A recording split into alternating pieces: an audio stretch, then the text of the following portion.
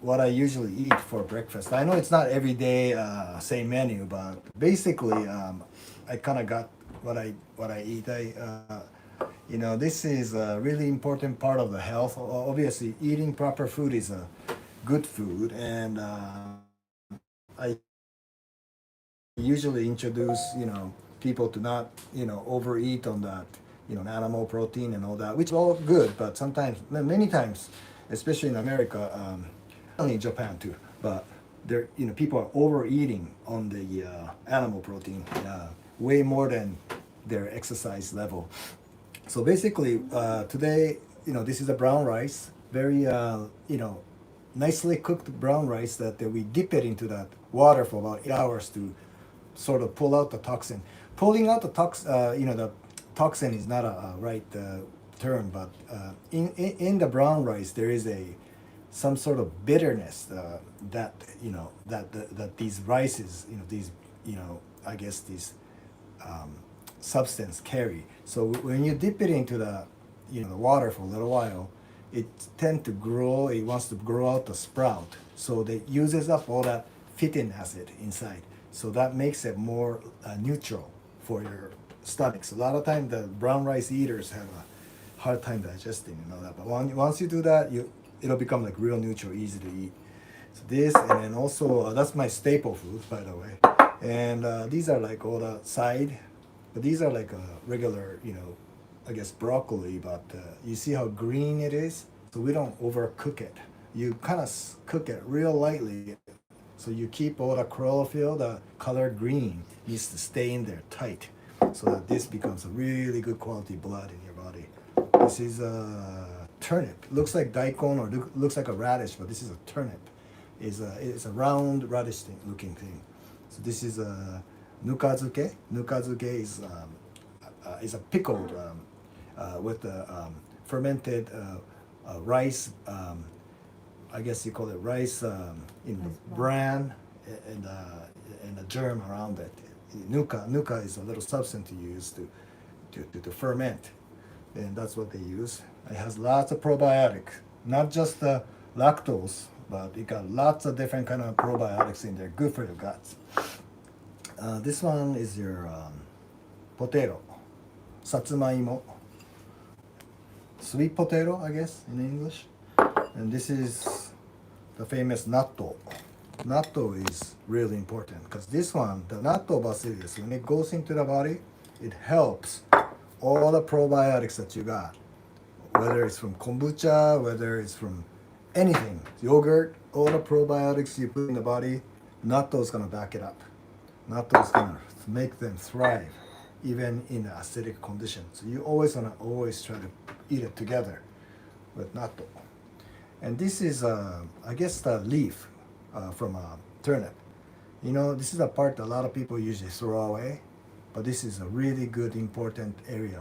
And these leafy greens have a lot of chlorophyll what gives a color green to the vegetable. And it's very important not to always eat it raw, because in Oriental medicine, we think about yin and yang relationship, which is a cold property of the food, and warm property of the food, and neutral property of the food. We call it thermal and energetic property of the food.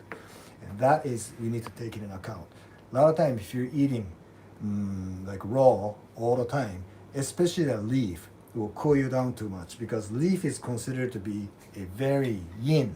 It's yin substance, means it's cooling to the body, because it's always it's a yin substance facing the sun, which is a yang.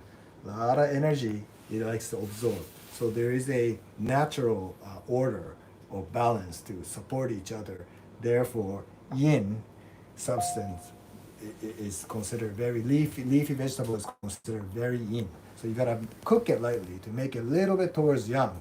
So what happens is it becomes warmer. So when you eat it, it's really gentle for your digestive system. A lot of time my patients are overeating on the salad.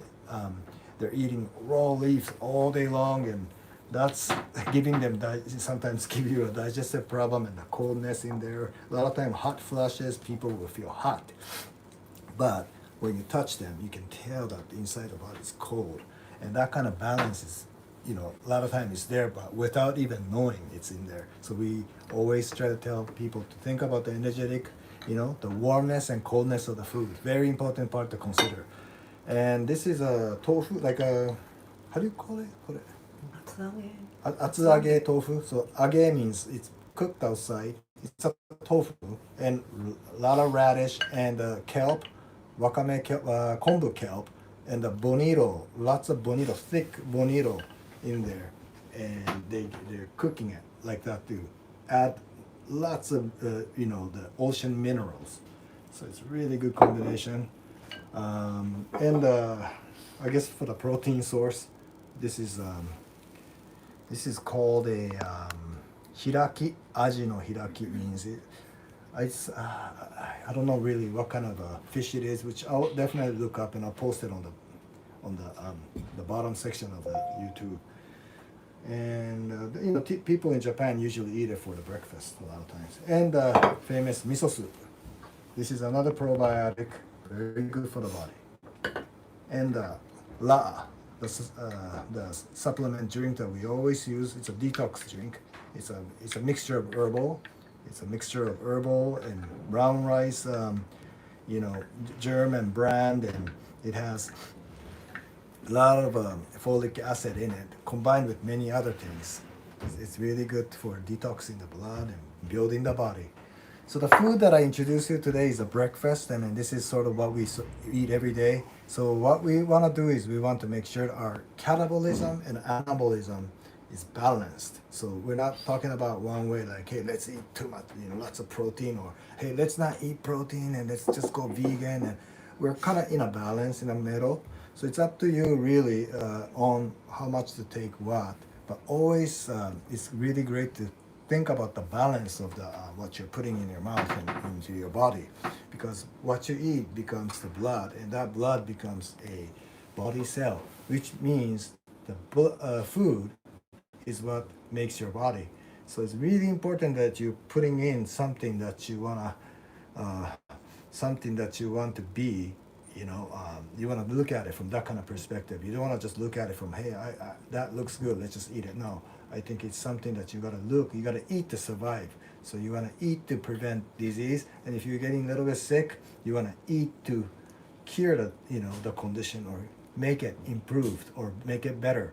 Really important.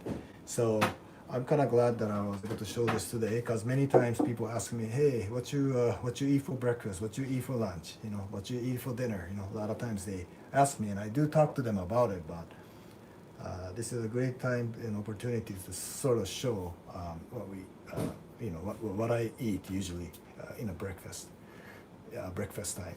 So thanks for watching, and have a good day.